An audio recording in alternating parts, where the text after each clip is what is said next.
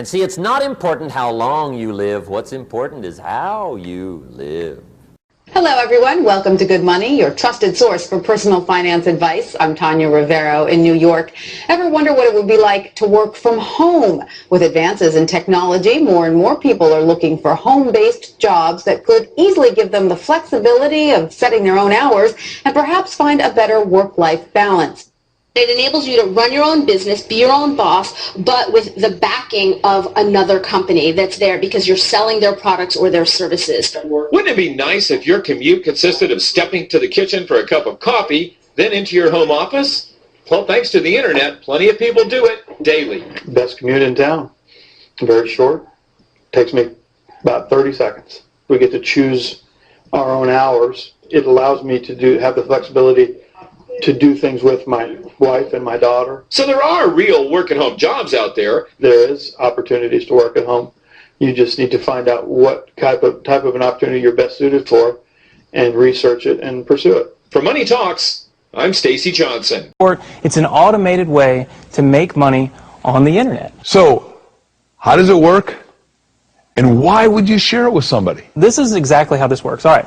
So you've got these big Fortune 500 companies, household names, companies with household names, right, that they have a lot of money allocated to advertising. And you see this every day. You turn on your TV, you see advertising. You turn on the radio, you hear advertising. Print magazines, all this stuff. Well, these companies have big advertising budgets and they allocate it in different places. One of the places that they allocate it is to the internet. They have a large portion of their budget set aside to advertise online. And so what I did was I went to them and I said, look, would you pay me to advertise for you? Would you pay me if I send you a customer? And they said, yeah, it made sense. Think about it. They pay me only if I send them a customer. It's results-oriented. Right. It's performance-based. It made a lot of sense to them. Instead of paying to be seen, they're paying for customers, right? So they allocate a large portion of their budget to advertising this way. And what I do is I go promote these companies. I don't have to work against them. I don't have to build a business and try to compete with these monster companies. I work with them. They've already got it going. Right. I'm helping them. I send them customers, and in turn, they send me a check. They pay me for sending them customers. So they're elated. You know, when they get a new customer, they're excited. They don't mind paying me.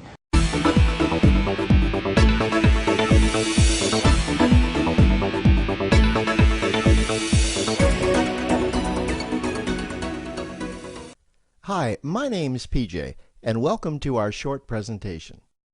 Have you ever wondered how the rich keep getting richer while broke people stay broke and the middle class seems to be shrinking?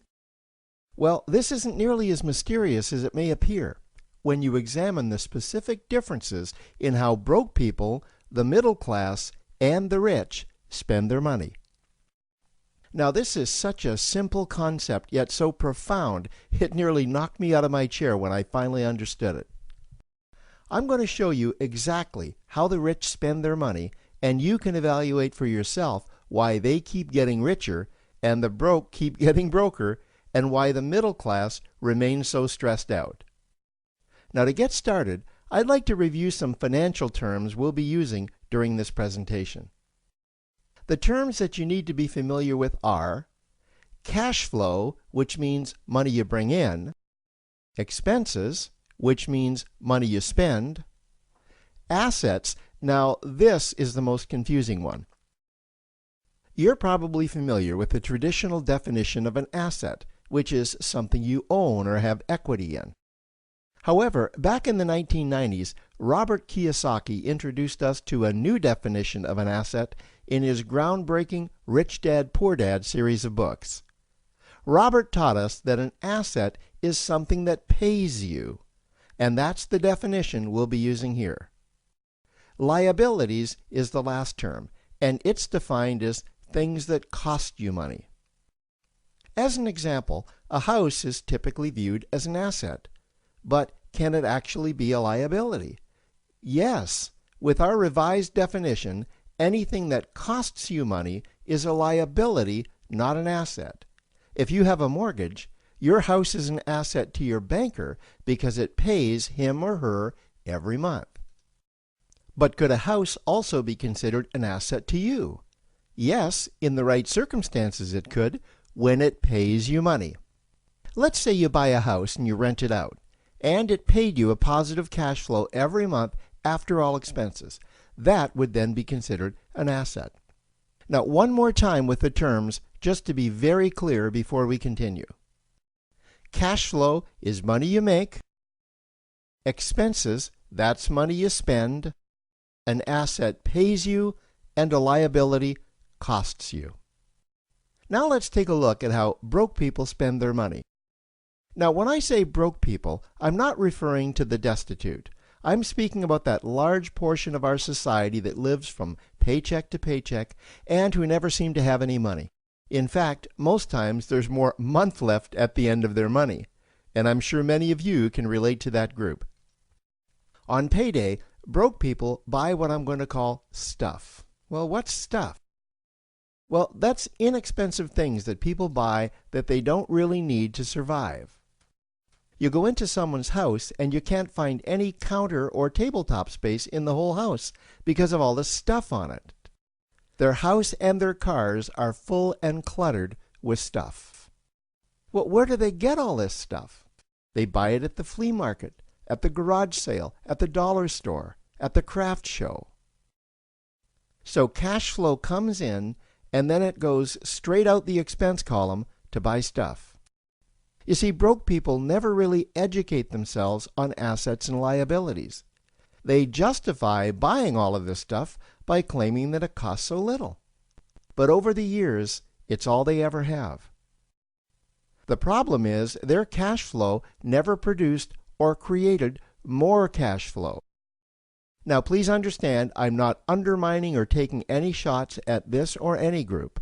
I just see a lot of financial difficulty out there, and it really doesn't need to be that way.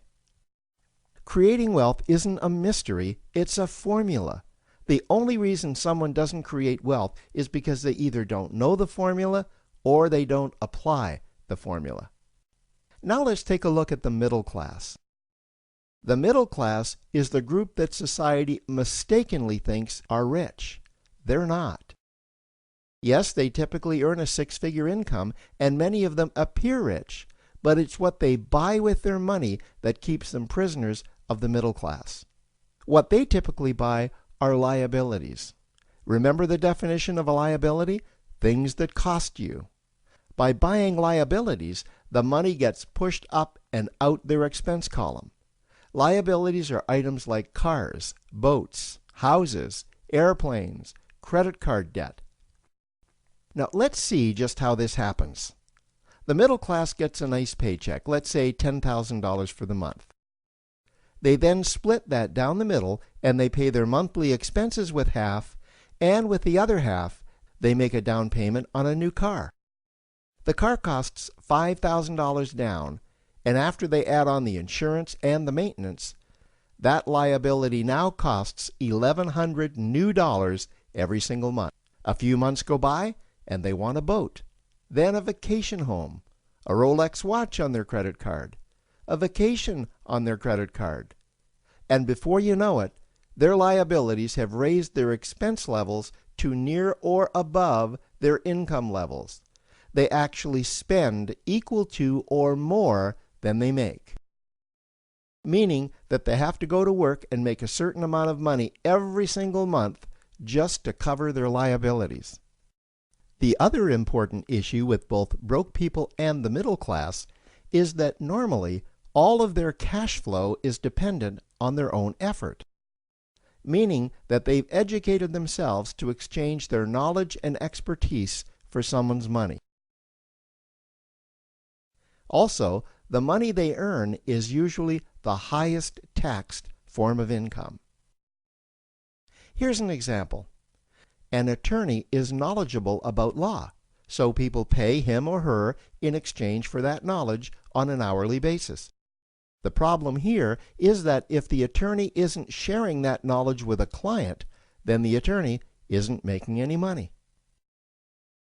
This causes lots of stress and anxiety in their lives, and if you ever ask them to take an afternoon off to play golf with you, well, they very rarely can because of how much money it'll cost them to take that time off.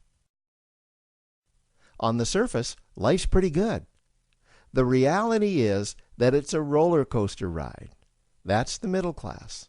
Now, I know this group very well because for a great deal of my adult life, that was me. Now let's take a look at how the rich people spend their money. Rich people acquire assets. Again, an asset is something that pays you. If you want to become rich, buy assets that earn you more money. The money cycle looks like this. Acquire assets that produce cash flow, invest the profits to acquire more assets that produce more cash flow, invest those profits to acquire more assets that produce more cash flow. The rich spend their money and acquire things that produce more money. Here are a few examples of assets that produce more money. Investments are the obvious ones: stocks, bonds, real estate. Education is another asset. If you learn how to do something that produces more money for you and you actually do it, that's buying an asset.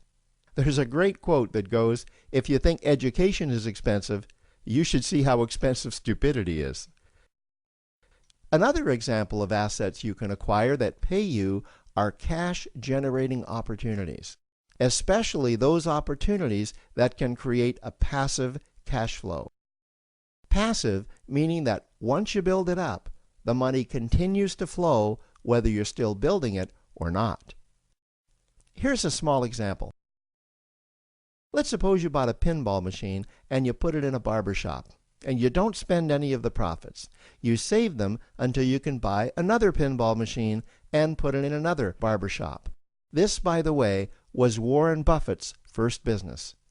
If you don't know who Warren Buffett is, he's one of the top 2 richest men in America. The rich are extremely eager to find those passive cash-generating opportunities because those opportunities continue to pay them month after month, year after year, long after they've stopped working the opportunity. You know, I see this happen again and again with successful entrepreneurs.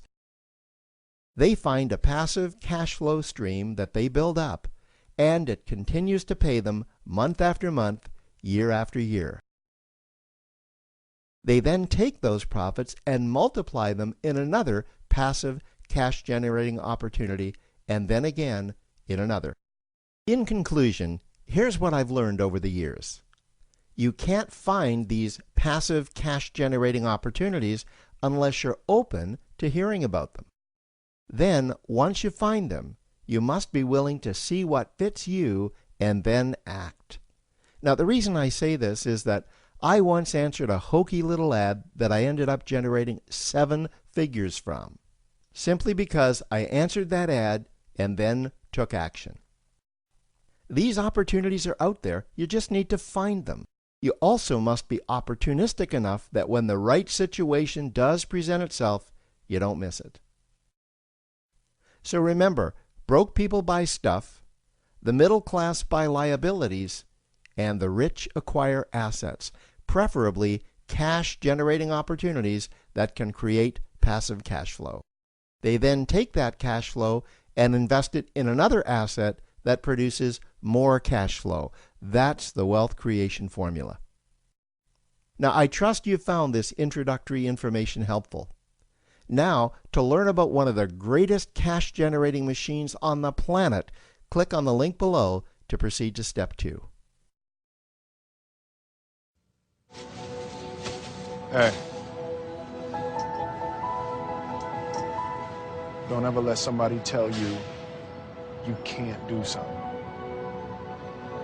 Not even me. All right?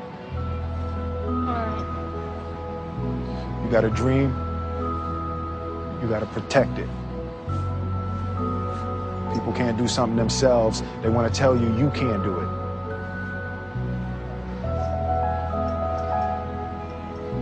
You want something, go get it. Period.